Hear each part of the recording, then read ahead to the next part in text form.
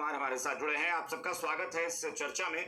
दिलीप जी, मैं शुरुआत आपसे करता हूं कि जो ये पूरा मामला हो रहा है, बार बार प्रदर्शन हो रहा है, शिक्षा मंत्री का घेराव हो रहा है, उनकी गाड़ी के आगे शिक्षक अभ्यर्थी लेट जा रहे हैं, जवाब ये मिल रहा है कि हमने तो पत्र लिख दिया है।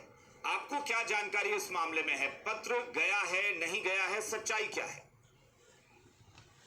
देखिए, जैसे ही शिक्षा विभाग से अगर पत्र बीपीएससी को जाएगा तो बीपीएससी सप्लीमेंट्री रिजल्ट जारी कर देगी। इसमें कोई मतलब शक की बात ही नहीं है। अगर शिक्षा मंत्री ये कह रहे हैं कि हमने लेटर जारी किया है, बीपीएससी को भेजा है, तो वो लेटर जारी करना चाहिए। अगर शिक्षा मंत्री ऐसा करे कि हमने लेटर भेजा है बीपीएससी को, तो कौन सा लेटर भेजा, उस लेटर को सार्वजनिक कर दे, इसमें क्या दिक्कत? लेकिन बीपीएससी को कोई लेटर गया ही नहीं है। बस ये शिक्षा मंत्री मीडिया में आके बोल देते हैं कि हमने लेटर भेज दिया, तो हमने बीपीएससी से बात कर लिया, तो ये कर लिया, वो कर लिया।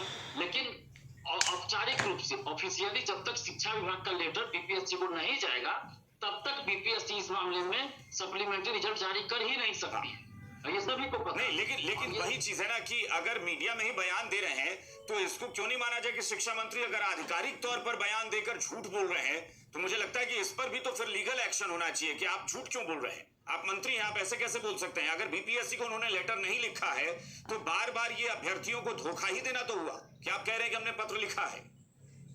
बिल्कुल बिल्कुल धोखा देने वाली बात है। अगर उन्होंने पत्र लिखा है तो उस पत्र को सार्वजनिक करें। ऑफिशियली शिक्षा विभाग का कोई लेटर बीपीएससी को भेजा गया तो सार्वजनिक हो, नहीं तो फिर शिक्षा मंत्री गुमराह कर रहे हैं, लाखों हजारों स्टूडेंट्स को गुमराह कर रहे हैं। मीडिया में कितना बड़ा झूठ, और एक बार नहीं बार बार ये झूठ बोल रहे हैं। करीब 4-5 महीने से सप्लीमेंट्री रिजल्ट के लिए अभ्यर्थी सड़क पे हैं और बार बार शिक्षा मंत्री जी के द्वारा झूठ बोला जा रहा है, तो ऐसा नहीं होना चाहिए। तो एक रिएक्शन ले लेते हैं। किशोर कुणाल जी जुड़े हुए हैं, सत्ताधारी दल से, जेडीयू से जुड़े हुए हैं। किशोर कुणाल जी, आखिर ये मामला क्या है? क्यों शिक्षा मंत्री ये कह रहे हैं? पहले तो वो कन्नी काटते रहे, हमेशा जब जब प्रदर्शन होता है वो अभ्यर्थियों को कई बार दरकिनार करके निकल जाते हैं। अब अभ्यर्थियों को भी समझ में आ गया है कि ये भाग जाएंगे, तो इसलिए गाड़ी के आगे लेट जाते हैं। वो शिक्षा मंत्री का ये बयान कि हमने बीपीएससी को पत्र लिखा है, बीपीएससी का साफ इनकार कि ऐसा कोई पत्र शिक्षा विभाग की तरफ से नहीं मिला है। किशोर जी, देखिए जी, नमस्कार सभी को। दिलीप बाबू बेहद सक्रिय छात्र नेता हैं और हम लोग चाहते हैं कि ये लगातार छात्र के हित में काम करते रहें। इनका जो एजेंडा है आज का, आपका एजेंडा सप्लीमेंट्री रिजल्ट को लेकर, तो मैं सबसे पहले बताना चाहता हूँ कि बिहार सरकार और शिक्षा विभाग हमेशा से जवाबदेही पूर्ण काम किया है। चाहे टीआरई 1 का मामला हो, टीआरई 2 का मामला हो, हम लोगों ने सप्लीमेंट्री रिजल्ट देने का काम किया है। अब हम लोग टीआरई 3 पे आते हैं। टीआरई 3 का सप्लीमेंट्री रिजल्ट नहीं आया है, लेकिन आपने देखा होगा सत्ताधारी दल, चाहे बीजेपी के लोग हों या जेडीयू के लोग हों या अन्य दल के लोग हों, किसी ने इनकार नहीं किया है सप्लीमेंट्री रिजल्ट नहीं आया। मैं सीधे पॉइंट पर आ रहा हूं। शिक्षा मंत्री ने पत्र लिखा है, उन्होंने ये बात मीडिया में ऑन कैमरा कही है। अगर वो ऑन कैमरा झूठ बोले हैं तो इस पर तो सीधे तौर पर लीगल एक्शन होना चाहिए कि एक शिक्षा विभाग जैसे महत्वपूर्ण विभाग का मंत्री ऑन कैमरा ये, और अगर उन्होंने सच कहा है तो लेटर जारी करें। बीपीएससी इनकार कर रहा है कि लेटर नहीं आया है। अभिषेक जी, एक चीज तो समझना होगा कि टीआरई 3 का योगदान अभी तक कंप्लीट नहीं हुआ है।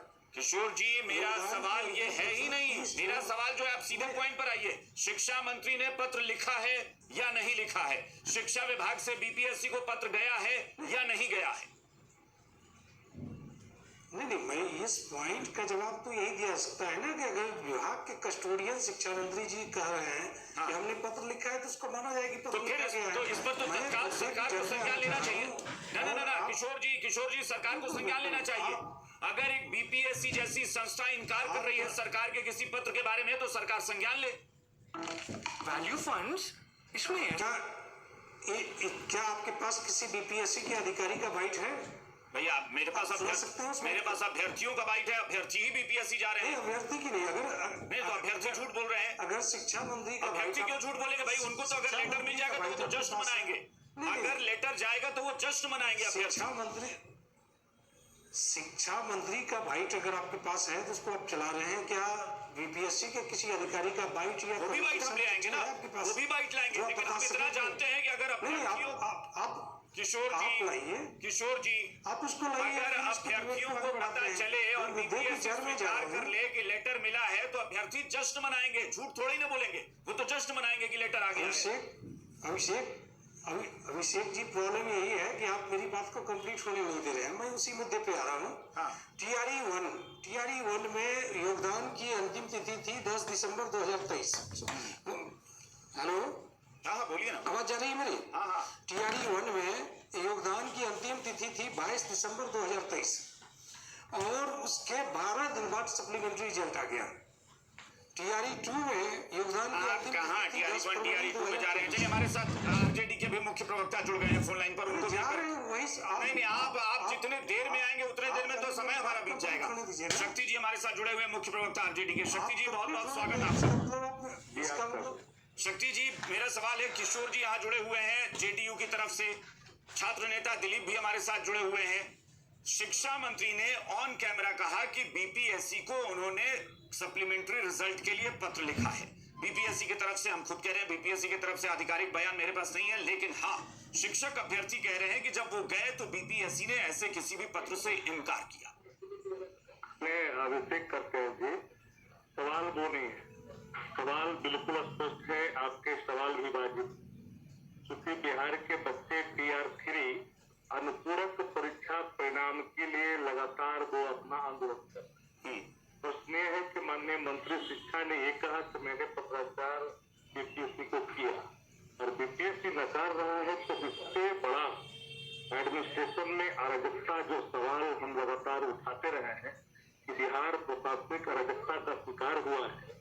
एक बीपीएससी जैसी संस्था, एक माननीय मंत्री विभागाध्यक्ष होता है डिपार्टमेंट का, तो उसके ऑन कैमरा रिकॉर्ड को डिनाई कर रहा है, तो यह एक बड़ा सवाल है। और जो आपके जनता दल यू या जो भी सत्ता प्रतिष्ठान के वक्तव्य देने के लिए बैठे लोग हैं, इसमें तो स्पष्टता के साथ ये बातें आनी चाहिए।